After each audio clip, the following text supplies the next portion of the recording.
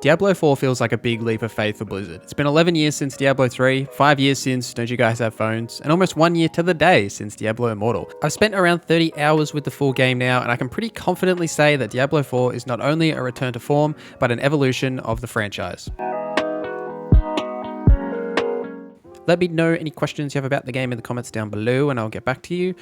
Break the chains and discover who you were meant to be. So firstly, we were given about a week and a half to play the game on review servers before our progress was wiped for launch. I put about 30 hours into that, and I really wanted to put more into it, to be honest, but there was this other game that kept pulling my attention. You may have heard of it. It's also really hard to put a million hours into a review build when you know the progress is going to get wiped. You're going to have to do it all again literally a week later. But caveats aside, goddamn, this is a good time.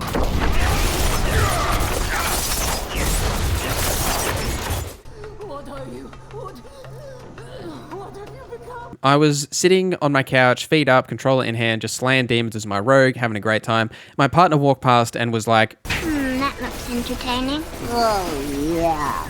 So in this review, I don't want to rehash anything that I discussed in my beta impressions. If you want those thoughts, go and watch that video. I'll link it here. I really just want to expand on my thoughts from that time with the game into what I've experienced sort of since then. But the further I've got into the game, and especially as the combat expands, as you find more legendaries and you get further down into that skill tree, there is a really good synergy between that real power fantasy as you watch those damage numbers and explode enemies on your screen, but also to teach you that you suck. And you need to be careful with boss encounters, both in the main story and in dungeons. There is a really good balance between those two systems where you come across big hordes of enemies and you just absolutely destroy them and feel really powerful, only to 5 minutes later come across a boss where you really have to think about that specific encounter and play it the right way. And I really enjoyed that balance. There is something like 100 dungeons in Diablo 4, which is quite a ridiculous number when you think about it, but that's not even all the content. You know, there's strongholds and PvP and world bosses and world tiers and nightmare dungeons and seasons and events and the open world and side quests. All of this is wrapped up in that diverse open world, which is the exact setting that Diablo really needs in today's gaming genre.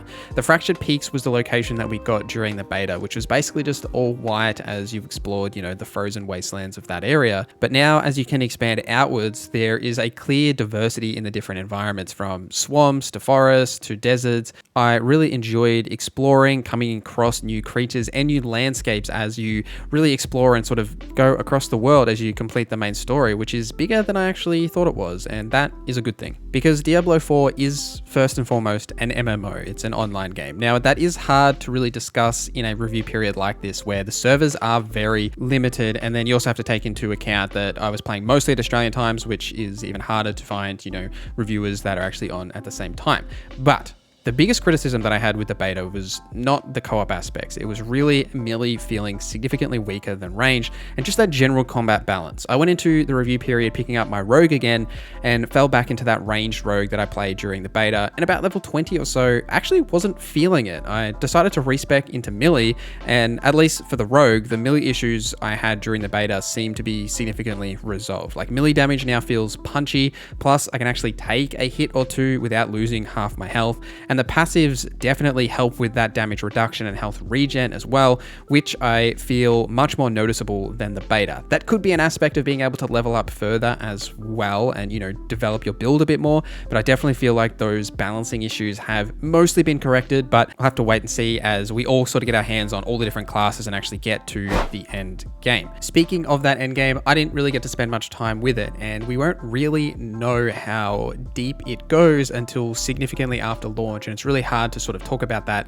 in a review like this when you only get a limited amount of time with the game. In a game that is supposed to be this perpetually online experience that you are supposed to play for, you know, years to come, that end game is going to be really critical, and the specifics of that we're just going to have to wait and see. What we know today though is that there will be nightmare dungeons that are tougher variants of regular dungeons, Helltide areas with demonic events that can spawn even more powerful enemies. The Tree of Whispers will have bounties and world objectives that you can complete immediately after finishing the game. There is also PvP zones as well as the world tiers that you can increase over time, and the Paragon boards you can level up after you've hit that max level of 50 to then hit the max level of 100. And the big one of the seasonal content, which they apparently will be dropping every 3 months with new events, missions, and a new battle pass on the store. And speaking of that store itself, for the review build, we didn't have access to the store. It wasn't even in the game as an option. And Blizzard have provided us with some B-roll and screenshots of the shop, which I'll be showing you guys here, but I'm really unable to tell you anything specific about it as I personally have no experience with it. Blizzard have said that the monetization in the game will be a battle pass with a premium and a free track,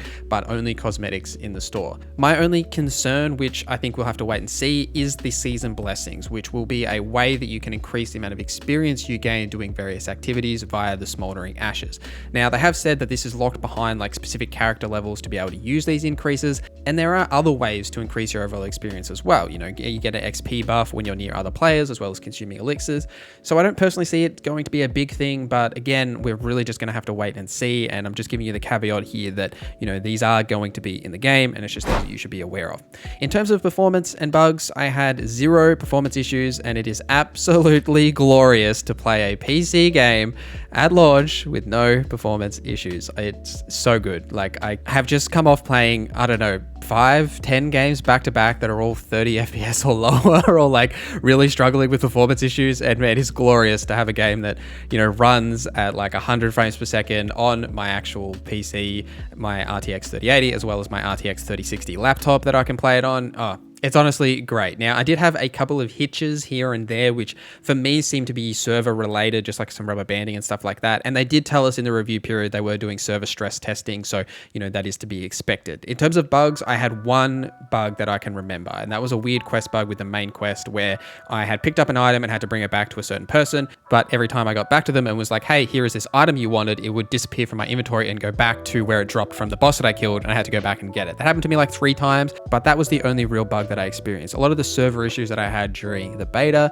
as well as some of those cutscene issues that were definitely prevalent in the beta, where cutscenes would just absolutely tank frames, wasn't in the game. There was a couple very late game cutscenes that did have some frame rate issues, but definitely nowhere near what was experienced in the beta. Now, our true work begins.